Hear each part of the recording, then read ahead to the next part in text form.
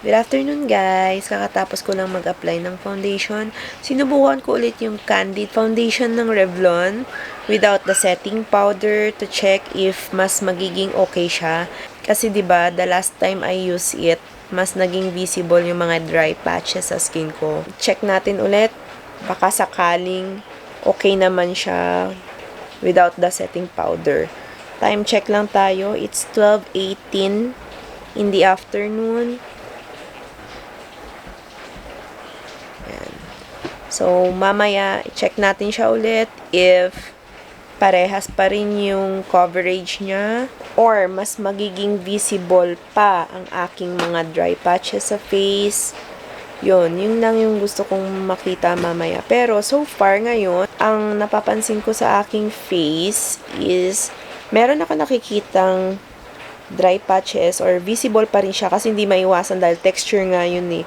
Pero hindi siya ganun ka-visible compared last time na ginamit ko ito with the setting powder. Pag ganyan, malayo, okay naman siya. Pero pag close up, dun mo siya mapapansin. Pero kahit anong foundation kasi ang gamitin mo, kung may texture yung skin mo, hindi na kasi talaga siya matatago. Ang hahabulin mo na lang talaga is wag siya maging ganun ka-visible.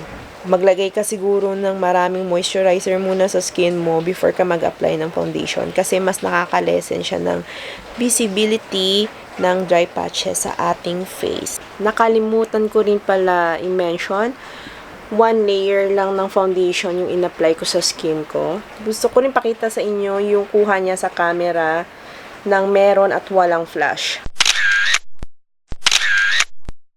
Tapos, pag may ring light naman, ito naman siya.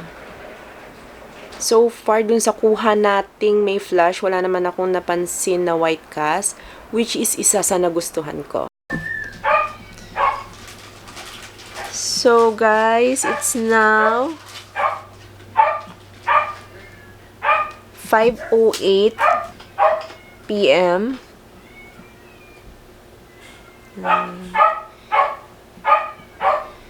It's been 5 hours since nung in-apply natin yung ating foundation without any touch-ups. Kasi gusto ko lang naman makita if sobrang magiging visible yung ating dry patches sa skin. Okay siya. First time nagmukhang oily yung skin ko. Sobrang dry talaga yung skin ko. Ngayon hindi. Pero ang kinagandahan, although mukhang oily siya, yung foundation parang hindi natanggal, no?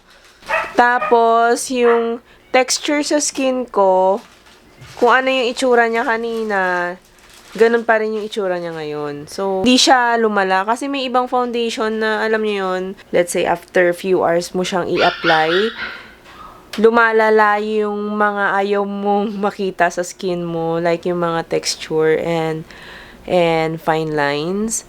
Siya hindi. Yun lang. Nag-crease yung foundation under dun sa eye area ko. Di ko sure kung kanina nandyan na yan. Di ko napansin. Okay naman pala siya sa dry skin. Wag nyo lang gamitan ng setting powder.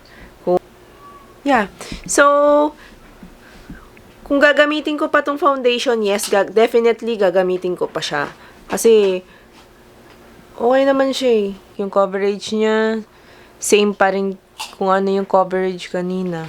Ano hinakain mo, Papa?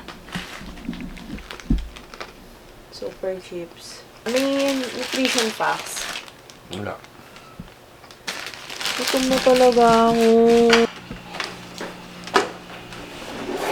Sarap ng ulam, tortang talong. Tsaka ano? Bangs. Open. Bangs. Kalamansi ano yan? Bangus. Kalamansi sila eh.